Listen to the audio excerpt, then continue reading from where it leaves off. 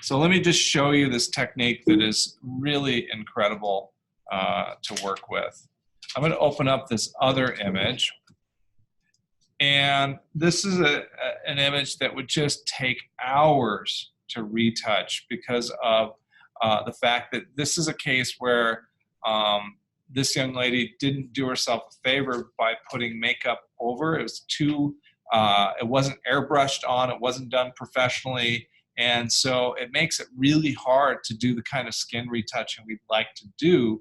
It would have been better just to have had red pimples that were easily retouched out with frequency retouching.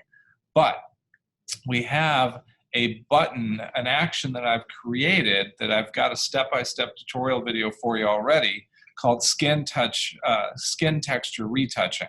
And I'm just going to click this button, and in this case I'm actually going to blur it a little bit further than usual because I'm only painting in the skin color and smoothing where I need it. So I'm going to go ahead and leave it like that.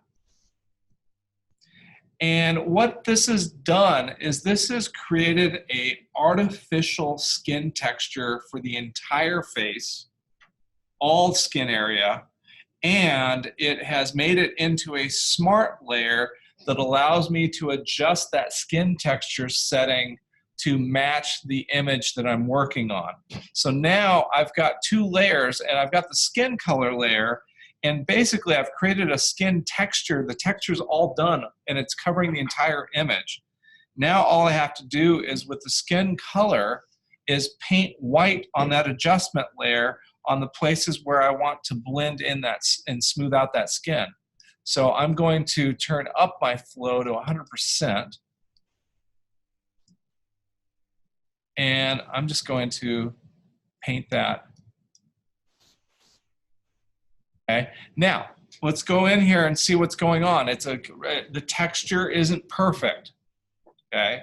This is where you have to practice a little bit with this action, in that this is a smart filter that's using a combination of emboss and a Gaussian blur to build a texture that is mapped to the colors below.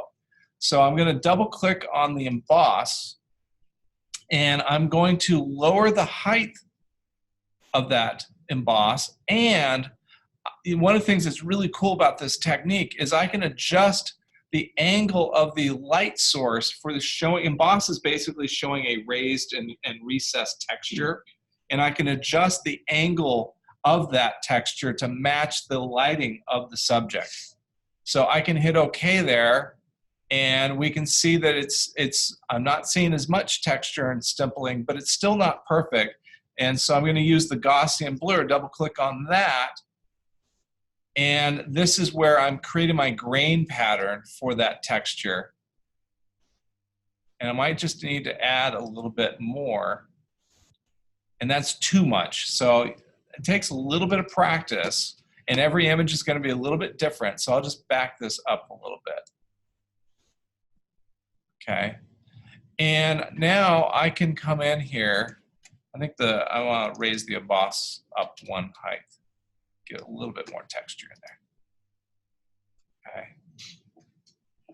and I'll tweak it after I'm done painting in on this.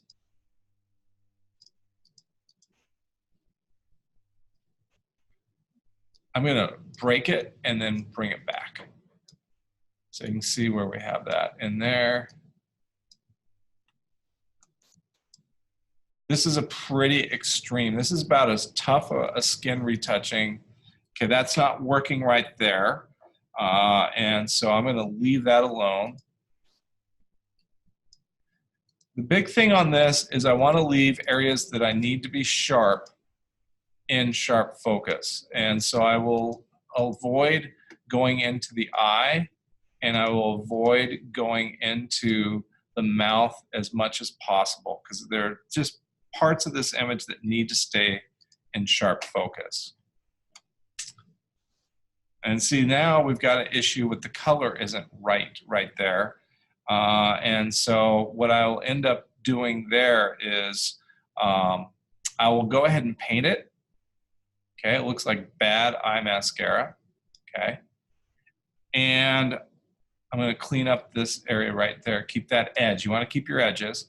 But now what I can do is I can take my clone stamp, and because this is a blurry image already, I can actually take and bring some color back in here. In fact, I could use my brush tool and go ahead and adjust that color flow rate a little bit.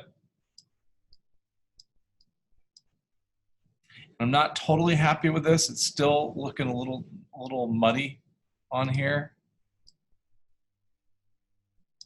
And so what I will do at that point, I'll come back a little bit later to clean that up just a little bit more. So now I'm going to go back to my brush tool. Oh, I know what's going on here. Sorry, I was on the wrong layer. This is the layer. I was on the layer mask still. So actually, let me come in here and fix that. There we go. See, I just need to paint that color back in, the skin tone there.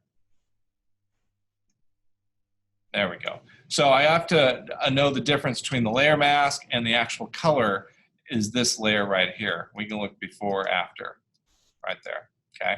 So I'll just come back in here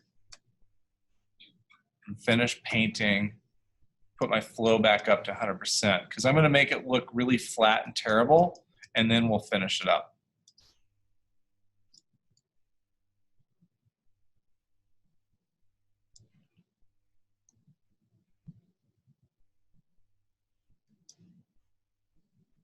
There's that dark area there, so I'm gonna come back to my color, which is this actual layer, not the layer mask, use my brush tool, and I can just paint that. I'll set my flow back. This is why I'm gonna start creating some actions to reset the flow rates on brushes the way I typically will use them. And I can just bring that color back to where it needs to be. I'll come back here and bring that flow back up.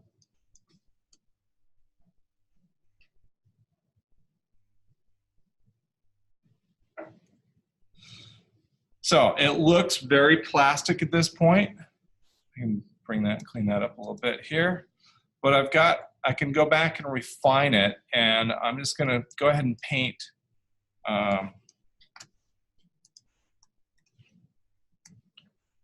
make sure I've got this all blended in here. So now I'm just gonna go back and play with the emboss just a little bit more. 2's okay on that, I think. Let's play with the grain pattern.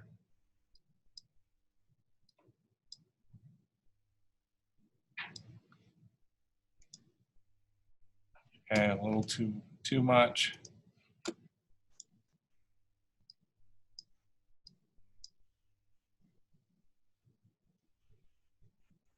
It's a little much, but it's okay. What I'm going to do now is I'm going to group these two layers, and now I am going to lower the overall opacity to bring back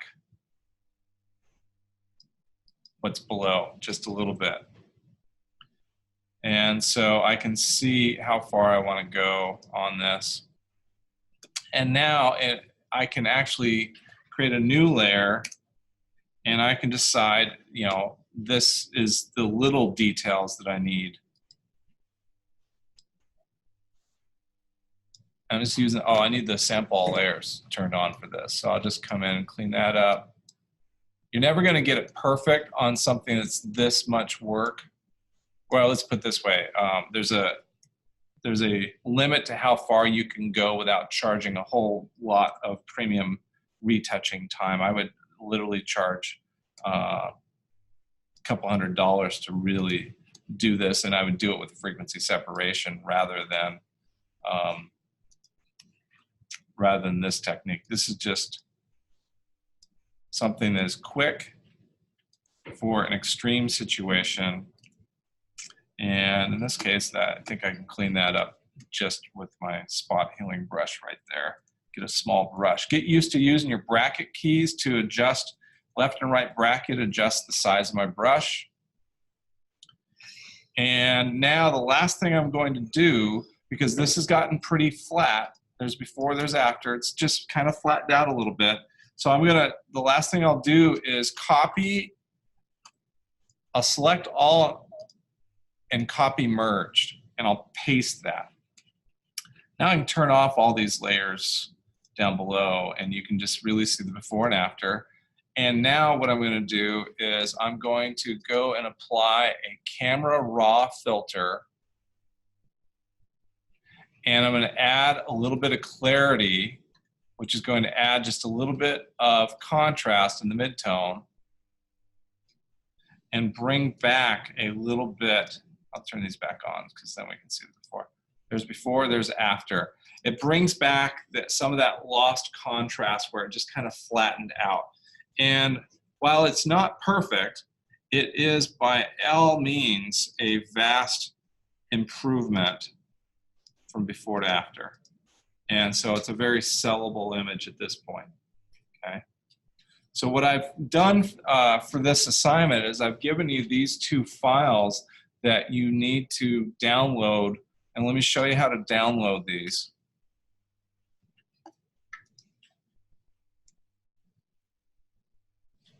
Let's see here, share. And I'll go to Chrome.